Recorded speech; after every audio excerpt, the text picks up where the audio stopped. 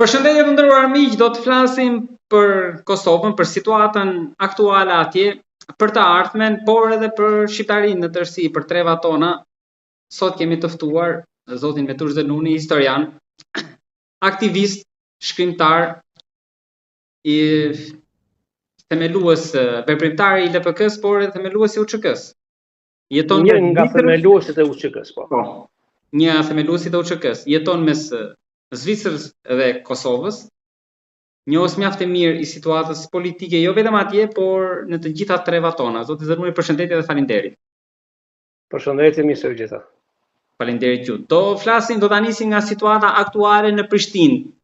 Ju sigurisht që e keni ndjekur, por çfarë mendoni që po e mban peng qeverinë e re atje? Një emër, Alborina Haxhiu, apo ka diçka tjetër pas? Problemi mes lëvizjes vetëvendosje dhe opozitës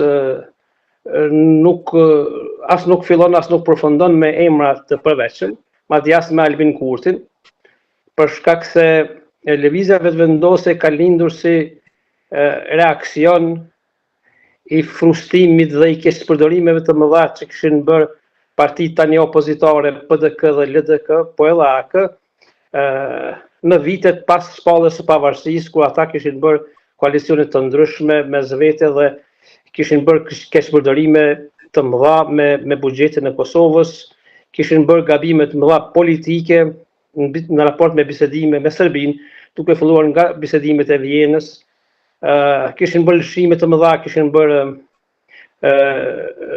edhe disa pjesë të ndërrimit territorit të Kosovës, kishin planifikuar të hudhin në treg edhe çështjen e veriut të Kosovës, pra ajo që njihet si Mitrovica, dhe këto zhvillime normal një pjesë e madhe e rinisë e popullit, e intelektualëve, e mërgjimtarëve filloi ta përkrahë me të madhe vetëvendosjen, dhe ajo në vitin 2019, sidomos në vitin 2021,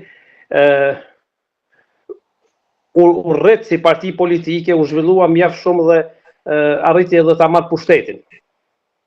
Marrja e pushtetit për vetëvendosjen apo humbja e pushtetit për partitë opozitare nuk do të thoshte vetëm një humbje e privilegjeve personale si pushtetar, siç ndodh në gjithë vendet e botës, po do të thonte humbje e mundësive financiare, e keqpërdorimeve, e tendereve, e bizneseve të ndryshme, e mafias politike që ishte krijuar në Kosovë, dhe ata përpiqeshin me çdo mënyrë që ta rrëzonin Albin Kurtin, ta largonin nga pushteti, sepse filloi të bëhej pengesë për ta. Kështu ndodhi në kohën e pandemisë, kur gjithë bota nuk e dinte se çka po ndodh me fatin e njerëzimit. Ata në mesin e pandemisë, në vitin 2021 rrëzuan Albin Kurtin nga pushteti, po kjo ndikoi negativisht për ta dhe pozitivisht për lëvizjet vetëvendosje. Ajo u përkrah edhe më shumë nga populli dhe arriti që me shumicë votash ta krijojë qeverinë e vetme. Them të drejtën, gjatë 4 viteve të pushtetit të lëvizjes vetëvendosje dhe kryeministit Albin Kurti, duke pas parasysh edhe ato që i thash më lart, ka pasur ka pasur vështirësi që t'i realizoj të gjitha ato që i kishte premtuar Albin Kurti si kryeministër, qoftë në fushën e drejtësisë, në fushën e shëndetësisë, në fushën e energjetikës, në fushën e arsimit e tjera, për shkak se regjimet e kaluara kishin bërë aq shkelje të mëdha, aq vjedhje, aq keqpërdorime, saqë Kosova thuaja s'kishte rënë për tokë. Është e vërtetë edhe kjo ta them se lëvizja vetëvendosja duke mos pasur pushtet më herët, ndoshta nuk ka ditur, nuk ka arritur që të marrë masa të duhura në çështjen e drejtësisë dhe në fusha tjera që i thash, dhe kjo mund të jetë edhe për pasojë si neglizhencë e tyre apo për shkak të mosdijes, por megjithatë ajo që Albin Kurti ka arritur ta bëjë në veriun e Kosovës, në Mitrovic, zhvillimet politike atje që ka ndodhur, e kanë bërë Albin Kurti një figurë të madhe kombëtare dhe një figurë të dashur për opinionin shqiptar, jo vetëm në kufit e Kosovës, por edhe në Shqipëri dhe të gjithë shqiptarët që jetojnë kudo në botë. Pra, në mendimin tuaj, Albin Kurti duhet vazhdoj të rrugë që ka nisur, pra nuk duhet kemi një rikthim të komandantëve. Jo, nuk do të ishte mirë, por këtë thot populli. Tani në zgjedhjet e fundit populli në fakt e ka thënë në fjalën e tij, ajo deri dikun pak e ka dënuar lëvizjen vetëvendosje për disa gjëra që nuk kanë shkuar mirë, duke rënë lëvizja vetëvendosje me një përqindje të lehtë, por gjithashtu komandantëve që thuani ju, apo PDK-s, LDK-s dhe AK-s, u ka treguar vendin se ata nuk meritojnë të kenë pushtet, nuk meritojnë të paktën edhe për një kohë të gjatë ta udhëheqin shtetin e Kosovës për shkak të abuzimeve të mëdha që kanë bërë dhe për shkak të tendencave të tyre politike për të shitur tokë Kosovës, për të shitur Serbisë tokën e Kosovës. Zoti Zenuni, në tërësi, a është kjo Kosova për të cilën edhe ju luftuat? Unë vin nga një organizim politik që quhet Lëvizja Popullore e Kosovës, një organizim politiko-ushtarak që ka lindur pas demonstratave të vitit 1981 dhe me Kosovën Republik atëherë, e cila nënkuptonte të gjithë shqiptarët në ish Jugosllavi, ne nënkuptonim një fazë kalimtare drejt bashkimit të Kosovës me Shqipëri. Rrethonat politike dhe ushtarake, lufta e UÇK-s 1998-99 nuk na lejonin bashkimin e Kosovës me Shqipëri, nuk na lejuan edhe bashkimin e gjithë shqiptarëve në ish Jugosllavi, prandaj ne si kompromis e pranuam Kosovën shtet si fazë kalimtare që në një të ardhme, kurdo që do të kemi mundësi, qëllimi ynë kryesor është bashkimi i Kosovës me Shqipëri. Pra, ajo që tani kemi është shumë e madhe nga ajo që kemi qenë para luftës në Kosovë. Pra, ne sot kemi 2 shtete shqiptare, të cilët kanë mjaft ndikim politikën rajonale në gjirin e Ilirisë, sepse unë nuk e quaj Ballkan. Mirë, po kemi mundësi, kemi edhe potencial politik, ekonomik, nuk kemi potencial ushtarak që në një të ardhme të afërt të bashkojmë Kosovën me Shqipërinë. Mirë, po kjo do të jetë çështje e hapur dhe opsion gjithmonë i mundshëm në kushtet dhe rrethona që do të vijnë ndoshta në të ardhmen. Ju shprehet besim plot që në të ardhmen mund të vijë, por do i rikthej. Një ditë do të bëhet patjetër, po. Jeni besim plot. Patjetër do të ndodhë ajo dhe shiko, shumë njerëz kanë qenë qoftë edhe politikan në Kosovë kanë qenë pesimistë se ushtria shqiptare e Kosovës do të mund të arrijë ta çlirojë Kosovën dhe të krijojë shtetin e Kosovës. Mirë, po ja që me një luftë shumë të pabarabartë me UÇK-s dhe pushtuesit serb, ne kemi arritur ta bindim edhe Bashkinë Ndërkombëtare edhe Amerikën edhe NATO-n që të bëhet kraji ynë dhe të luftoj bashkë me ne për ta çliruar Kosovën. Po kështu mendoj që Bashkia Ndërkombëtare e ka bërë një gabim të madh në konferencët e Parisit dhe të Londrës kur i ka ndarë toka shqiptare dhe ajo një ditë do ta kuptoj gabimin e saj dhe do të mundohen që këtë gabim ta përmirësojnë. Mi, po ne duhet të mos rreshtim asnjëherë duke punuar për këtë çështje dhe me një farë forme edhe t'ua imponojmë këtë zhvillim politik që do të ndodhë në të ardhmen. Para 2 muajsh, më shumë se 2 muaj, ne kishim zgjedhjet në Kosovë. Tani kemi në Shqipëri. Por si në Kosovë dhe në Shqipëri nuk kemi një platformë të qartë që për idenë e bashkimit. Albin Kurti nuk është më ai i 2021-shit. Por edhe më përpara, që kishte tezën kryesore të bashkimit. Ju e keni vërejtur këtë? Me ta bosh më herët pa thënë atë çështjen e moszgjidhjes së Parlamentit të Kosovës, atë cirkusin që po ndodh aktualisht në Parlamentin e Kosovës. Unë mendoj se këtu nuk e di çka fshihet pas idesë së Albin Kurtit, cili është qëllimi i tij për të vazhduar me krijimin e qeverisë apo të shkojnë në zgjedhje, por unë mendoj që të gjitha partitë politike në parlament, të gjithë deputetët, 120 deputet, hequr serbët të cilët u konvenon një gjendje e tillë, duhet të angazhohen që të arsyejtojnë votën e tyre për popullit dhe duhet të krijojnë institucionet e Kosovës. Duhet të respektojnë atë që ka fituar shumicën 40%, 42% dhe duhet më shumë se pushtetin e tyre të shikojnë interesat shtetërore të Kosovës, po edhe interesat kombëtare, për shkak se zhvillimet politike në botë dhe zhvillimet edhe luftarake në botë që po bëhen dhe ndoshta mund të ndodhen në një të ardhmen jo të largët, nuk na lejojnë neve që të kemi komoditet të sillemi kështu me shtetin e Kosovës.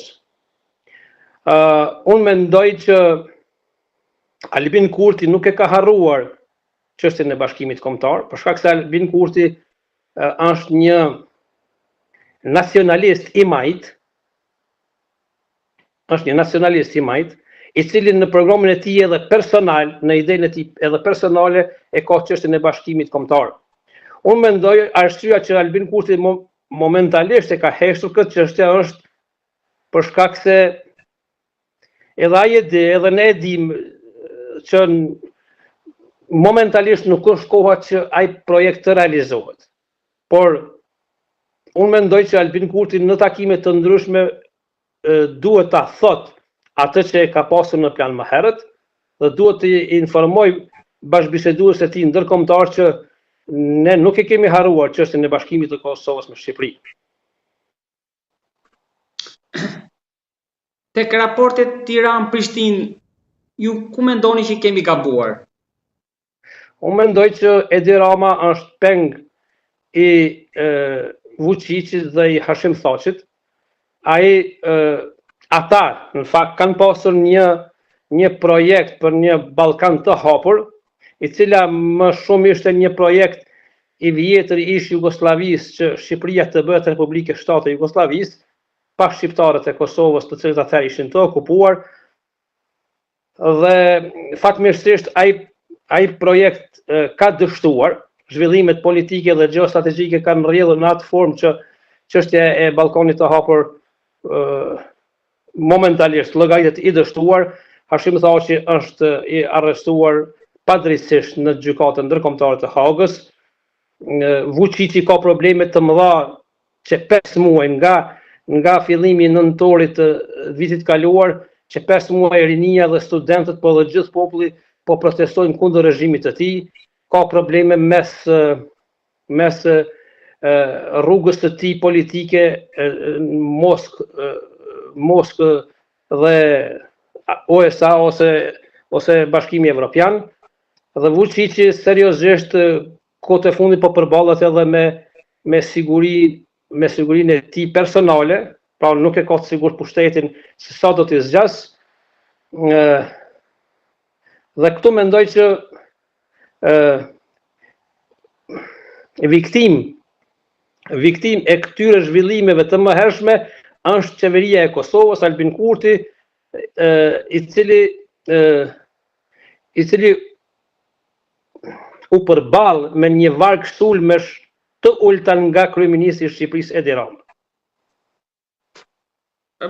Ju si mendoni, duke qenë se jemi në periudhë zgjedhjesh, Kosovës në vazhdim do i bënte më mirë Rama apo një rikthim i Berishës? Jo, Berisha është antishqiptar. Unë Berishën nuk e preferoj në asnjë kombinim të kthimit në pushtet. Do të kisha pasur dëshirë të ishte një forcë mesme e dalur nga të rinjt apo intelektualet e Shqipërisë që të zëvendësoj edhe Berishën edhe Ramën.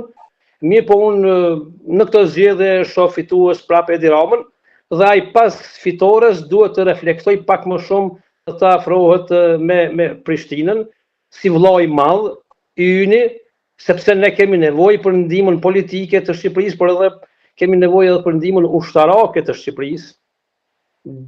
Nëse mund të ndodhë diçka e tillë në raport me Serbinë apo edhe me Rusinë, ne sikur e kishim gjatë luftës së mëhershme, por edhe në vitet e okupimit në ish Jugosllavi, shpresën e vetme e kishim Shqipërinë, dhe ndihmën e vetme e kishim nga Shqipëria, si në armatim, si në logjistik, si në aspektin moral, ne prap nuk kemi ku të drejtohemi dikun tjetër poshtë Shqipërisë, poshtë Tiranës.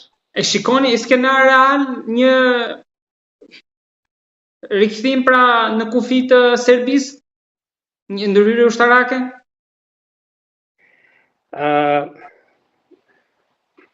Kjo më varet shumë në luftën mes Rusisë dhe Ukrainës. Nëse Rusia do të arrinte ta thyente Ukrainën, nëse Donald Trump, presidenti i Amerikës dhe Amerika do të tërhiqeshin nga ndihma për Ukrainën, dhe nëse Rusia do ta hetonte se mund zgjeroj luftën e tij, zgjerimi i tij do të vije nga ish shtetet komuniste, siç janë domthon Polonia, Hungaria, edhe ish Jugoslavia, por edhe tokat shqiptare, dhe kjo mund të ndodhë në variantin më të keq, por aq sa unë kam njohuri bota demokratike, Amerika dhe Evropa, nuk do ta lejojnë ndoshta një gjë të tillë. Mendoni që rishikimi i kufive, shkëmbimi i territorëve mund ta shuante konfliktin shqiptar-serb? Më varet rishikimi i kufive si mendohet. Po i referohemi asaj që është diskutuar në epokën e parë të Trumpit. Ajo ka qenë ide e gabuar. Hashim tha që me rishikimin e kufive pretendonte që t'i jepte Mitrovicën dhe gjithë veriun Serbisë për ta marrë Preshevën dhe Bujanovcën. Dhe ne duhet ta dimë që lufta në Kosovë nuk është bërë për livadët e Bujanovcit as për gurët e Kaçaninkut, por është bërë për Trepçën, dhe Trepça ndodhet në veriun e Kosovës.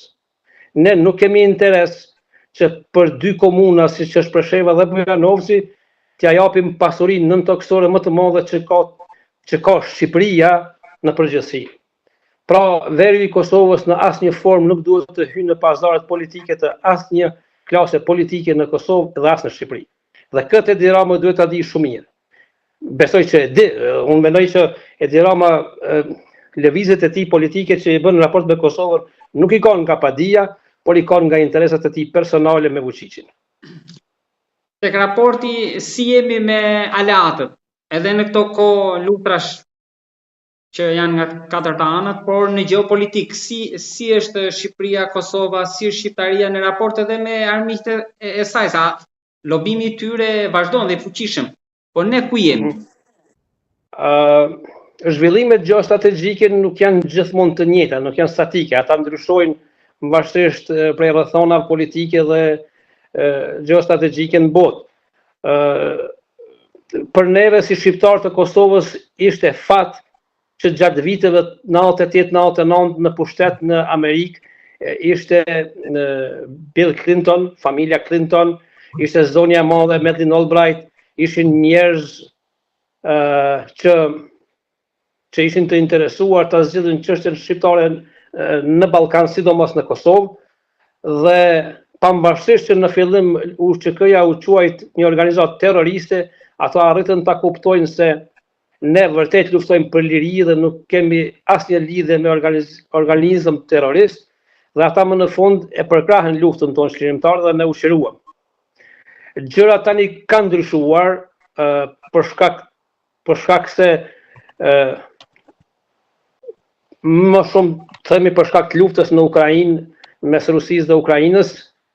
Mirë po, Shtetet Bashkuara të Amerikës gjithmonë kanë pasur interes që të mbajnë më afër shqiptarët në Evropën juglindore, të njëjtin interes e kanë edhe tani, dhe unë mendoj që pavarësisht disa si themi kritikave që i kanë pasur, pavarësisht edhe sanksione që opozita dhe gazetarët e PDK-s në të gjitha mediat e Kosovës po flasin se Kosova është në sanksione.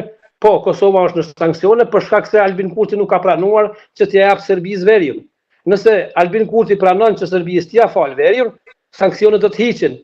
Por ne nuk kemi interes që t'ia falim veriun e Kosovës Serbisë, prandaj ne duhet ta bindim Bashkinë Ndërkombëtare se nuk heqim dorë nga veriu dhe ata sanksionet i kanë vënë gabim, kritikat i kanë shumë të gabuara dhe ata duhet ta kuptojnë që Kosova dhe Shqipëria duhet të jenë një shtet i vetëm, mund të ketë lëvizje në ndonjë ndryshim të kufirit, por sa më përket mua mendoj që kufiri duhet të lëvizë në gjysmën e Malit të Zi, aty ku janë shqiptarët, kufiri duhet të lëvizë thuaja deri në Nish, Toplic ku ishin shqiptarët më herët dhe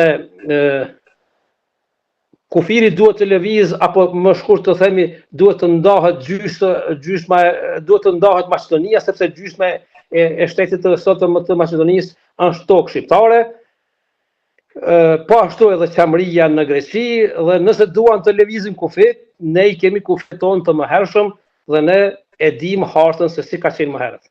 Ju e përmendët e pak më lart, por tek bashkimi mendoni që mund të jetë një rrethanë e momentit që mund duhet një projekt për këtë apo presim rastësin? Pra keni një ide në mendje për një dekadë kur mundet? Unë mendoj që asgjë nuk ndodh rastësisht dhe ne nuk duhet të presim kot rastësinë që ndoshta një ditë në mëngjes të na thrasin nga SBA-ja që ua kemi falur këtë tokë dhe ju mund ta merrni tani gratis. Unë mendoj që çështja e rikthimit të tokave shqiptare është një proces që duhen vite, dekada, që kanë punuar më herët shumë adhëtar, idealist, veprimtar, politikan, që nga rilinda si tanë, dhe duhet që edhe në të ardhmen të ketë shoqëri apo organizata politike të ndryshme që duhet në vazhdimsi t'i flasin të tjerëve, qoftë në takime të ndryshme politike dhe private, dhe ne duhet ta kemi një program të qartë që çdo herë kur të na vije mundësia t'i realizojmë qëllimet tona. Sepse ne e dim shumë mirë që edhe malazezët, edhe serbët, edhe grekët, edhe maqedonët kanë pretendime dhe kanë plane kundër nesh. Prandaj ne jemi në të drejtën tonë, është toka jonë, përderisa ata kanë arsye të angazhohen që ta marrin edhe këtë copë Shqipëri që e kemi ne sot, pse ne të mos kemi pretendime që t'i marrim tokat tona, t'i kthejmë territoret tona aty ku mundemi dhe aty ku vije momenti, për shembull siç ishte lufta në vitin 2001 në Maqedoni, projekti i lëvizjes popullore të Kosovës ka qenë ndarja e Maqedonisë. Mirë, po më vonë me bisedime nuk është arritur ai qëllim dhe ka mbetur ashtu siç është sot. Zotë Zenuni, cila është peshja e Turqisë në Kosovë?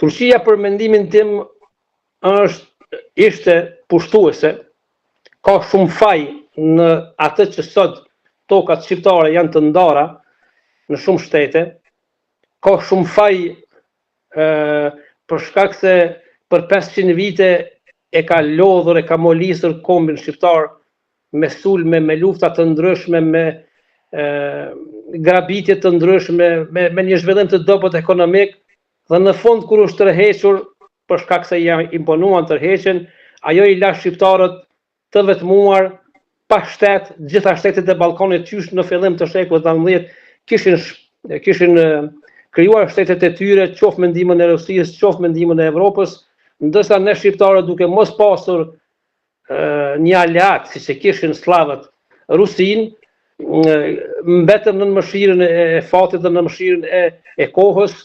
Prandaj unë mendoj që Turqia mundohet të mbajë ndikimin e saj në ish Turqinë evropiane që e ka quajtur më herët, edhe në toka shqiptare, por kombi shqiptar nuk ka nevojë të orientohet shumë nga Turqia.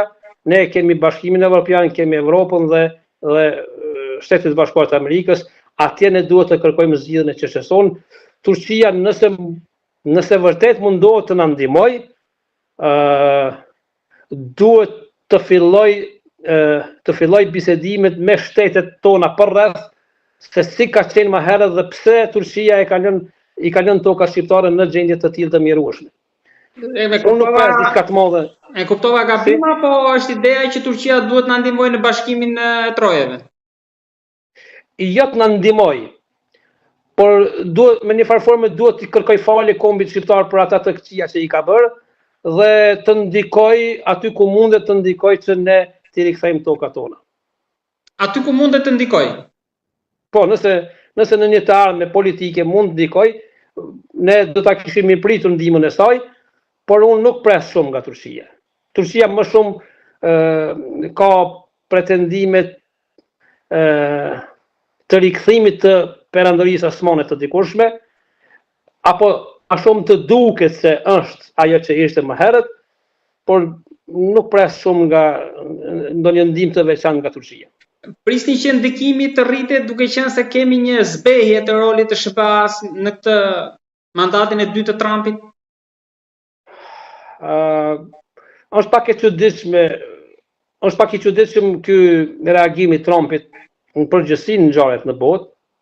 Unë nuk po arrit ta kuptoj saktë se cili është qëllimi i tij. Po qëndrimet politike të Amerikës në raport me Evropën dhe me çështjen shqiptare nuk më valen nga një njeri, nuk valen vetëm nga një Trump, qoftë ai presidenti i Amerikës. Prandaj unë mendoj se Trump me kohën do t'i kuptoj zhvillimet politike botërore edhe në Evropën juglindore dhe do të ndryshoj mendimin edhe në raport me çështjen shqiptare. Unë mendoj që shqiptarët nuk duhet të largohen nga përkraja e tyre për Amerikën dhe nga shpresa që Amerika ta përkrahë çështën shqiptare. Turqia, unë nuk pres asgjë nga Turqia. Nga Turqia kemi pas vetëm të këqija deri më tani, kemi islamin politik, i cili në qytetin tim këto ditë ka arritur të bëjë një akt terrorist duke vrarë një polic. Prandaj unë mendoj që ne duhet të qëndrojmë në një distancë politike me Turqinë. Jo të presim shumë nga ajo. Zoti Zenuni, do ta mbyllim duke u ndalur aty ku e nisëm tek UÇK-ja. Për këtë dua këndvështrimin tuaj për dy pyetje. Së pari, çfarë po ndodh Hag dhe si mendoni ju që do mbyllet e gjitha kjo? Dhe së dyti, sot një nga analistët, Adri Nuredhari, një opinion të tij shkruante që në këtë pesimizëm kolektiv, mbase kujtesa për UÇK-n duket më largët se kurrë, por pikërisht për këtë arsye edhe është më domosdoshme se asnjëherë më parë, jo si formacion i armatosur, por si frymë kolektive, si shtyllje dijes sonë historike dhe si shembull i asaj që ky popull ka arritur kur është bashkuar përtej frikës, dëshpërimit dhe përçarjes. Pra është një pasazh nga ai që ka shkruar. A jeni dakord me këtë? Jo, nuk jam dakord. Nuk jam dakord sepse kam mendimin tim personal lidhur me UÇK-n për shkak se kam qenë edhe pjesë e saj, por kam edhe mendimin tim personal lidhur me krijimin e gjykatës speciale. Ushtria Qëllimtare e Kosovës është krijuar nga Lëvizja Popullore e Kosovës, një organizim i dalur thash më herët nga viti 1981, i rinisë më të shëndosh shqiptare në ish Jugosllavi. Bijt dhe bijat më të mirë të kombit ishin bashkuar rreth Lëvizjes Popullore të Kosovës, një organizatë e vogël politiko-ushtarake, por që arrinte të kryente punë të mëdha. Ishte akuzuar se është organizatë marksiste-leniniste në veriste dhe se përkrahej nga regjimi i Enver Hoxhës, mirë po ajo nuk ishte ashtu. Lëvizja Popullore e Kosovës ishte më shumë një organizatë politike nacionaliste e cila pretendonte çlimin e Kosovës nga pushtuesi serb me çdo kusht, qoftë edhe me luftë armatosur. ajo në mesin e viteve 90 arriti ta krijojë Ushtrinë Shqiptare të Kosovës, e cila u kritikua edhe nga partitë politike në Kosovë, edhe nga Sali Berisha, sidomos Sali Berisha me porosi të Ibrahim Rugovës nga Prishtina, i pengonte djemtë e UÇK-s që vepronin në Shqipëri, në Tiranë, në Tropoj, në Kokës e çdo kund tjetër, dhe këtë qëndrim edhe Sali Berisha edhe Ibrahim Rugova e kishin gjatë gjithë kohës së luftës. Pas përfundimit të luftës, shumë vite më vonë, dihet që Bashkia Ndërkombëtare filloi të mendoj se si t'i kthente një borxh Serbisë që e kishte larguar nga Kosova. Më vonë u shpik projekti i Dick Martit, një parlamentar evropian, i cili hartoi një plan, mendoj për mendimin tim, të çmendur, se gjoja pas ka ekzistuar një shtëpi e verdhë diku në veriun e Shqipërisë, ku janë hequr organet e serbëve. Unë kam qenë ushtar i UÇK-s dhe neve na kanë vdekur shpeshherë ushtarët, por edhe popullit që ishte rreth nesh, për ndonjë medikament, për ndonjë plagesë të vogël, sepse ne nuk kishim as medikamente, as nuk kishim spitale, ne jetonin në male, vepronin në male dhe nuk kishim kushte as për të ndihmuar shokët tonë, as për të ndihmuar qytetarët tonë, e lëre më të kemi kushte të mire me ato organe. Unë mendoj që krijimi i gjykatës speciale ka qenë interes i lidhjes demokratike të Kosovës, sepse lidhja demokratike e Kosovës ka hartuar plane kundër UÇK-s edhe gjatë luftës. Por që e votoi Hashim Thaçi. Një sekond. Ka krijuar një ushtri të quajtur FARC në stilin e ushtrisë së Fikret Abdiqit në Bosnjë për ta penguar luftën e ushtrisë shqiptare të Kosovës.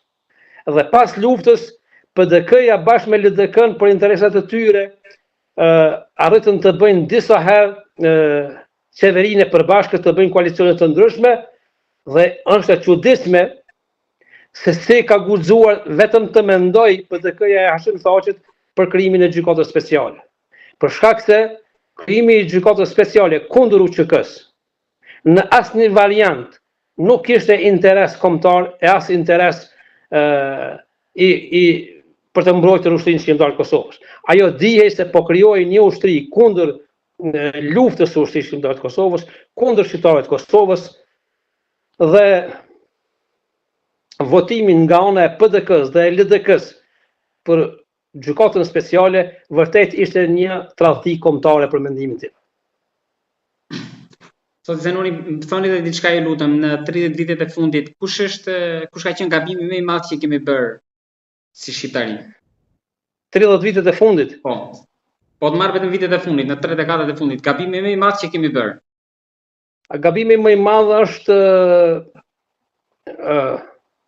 zhvillimet politike në Shqipëri, pavarësisht asaj që sistemi komunist në krye me Ramiz Alin kishte pranuar që me paqe ta krijoj pluralizmin politik në Shqipëri, mendoj unë që Sali Berisha dhe Partia Demokratike e Shqipërisë, duke shkatëruar gjithçka që kishte Shqipëria, qoftë sistemin ushtarak, qoftë fabrikat, qoftë rrjetin e komunikacionit, rrjetin e hekurudhës, edhe gjithçka që ekzistonte në Shqipërinë komuniste, kjo mendoj që ka qenë i projektuar nga shërbimet sekrete serbe, greke dhe tjera.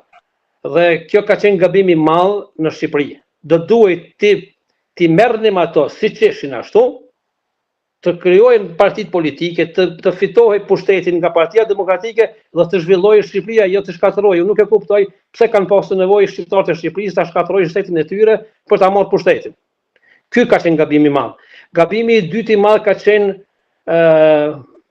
vija pacifiste politike e shqiptarëve në Kosovë, edhe pas Daytonit, kur çështja shqiptare, çështja e Kosovës ishte lënë anash, sepse siç kishin thonë atëherë përfaqësuesit politik të Bashkisë Ndërkombëtare, në Dayton po bisedojnë ata që kanë luftuar. I jepnin mesazh shqiptarëve se ju duhet luftoni që ne të merremi me ju.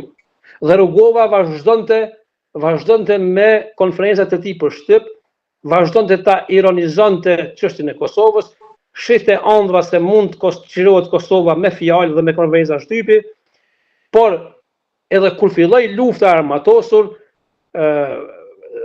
të gjitha partitë shqiptare në Kosovë, Partia Lidhja Demokratike e Kosovës, Partia Liberale, Partia Parlamentare, Shqiptare Demokristiane, gjitha partitë që ishin, kanë vepruar deri në fund të luftës çlirimtare kundër ushtrisë çlirimtare të Kosovës. Dhe kjo ishte gabim shumë i madh sepse ne duhet të bashkoheshim edhe në Kosovë, edhe në Shqipëri që ta shirojmë Kosovën dhe ta zhvillojmë Kosovën edhe Shqipërinë. Këto mendoj që kanë qenë gabimet tona që ne duhet t'i themi, por kemi edhe gabime tjera, siç janë jo puna e duhur e akademive të shkencave të Shqipërisë dhe të Kosovës, jo unifikimi i çështjeve politike, shkencore, sportive.